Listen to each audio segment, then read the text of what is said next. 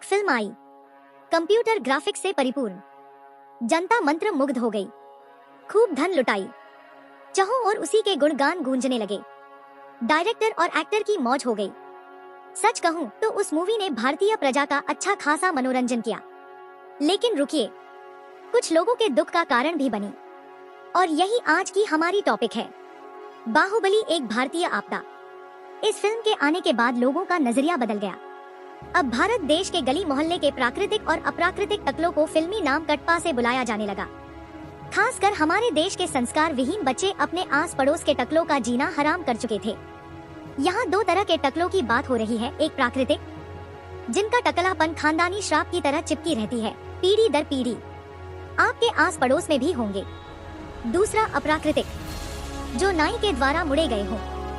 मेरे मोहल्ले में भी कई टकले हैं, लेकिन एक है कौशल भैया, उनका टकलापन खानदानी है। ये मनहूस फिल्म क्या आई, उनका नाम ही कटपा पड़ गया। मोहल्ले के बदमाश बच्चे उन्हें आते जाते छेड़ने लगे, और तो और उनकी पत्नी से एक दिन उनकी लड़ाई हुई तो गुस्से से वो भी कटपा बोल दी। एक दिन उनसे एक चाय की टपरी पर मुलाकात हुई। मैंने पूछा, कैसे हैं भैया, सब ठीक चल रहा है ना? वे बोले, ठीक ही है। फिर वो साथ में बैठ गए और सारा किस्सा सुनाने लगे।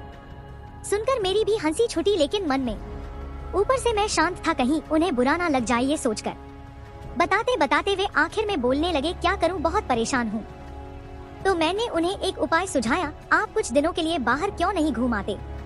कुछ सोचकर वो बोले, अरे नहीं यार, इस फिल्म ने पूरी इंडिया में हम जैसों का वाट लगा रखी है। ये सुनकर मैं भी सोच में पड़ गया।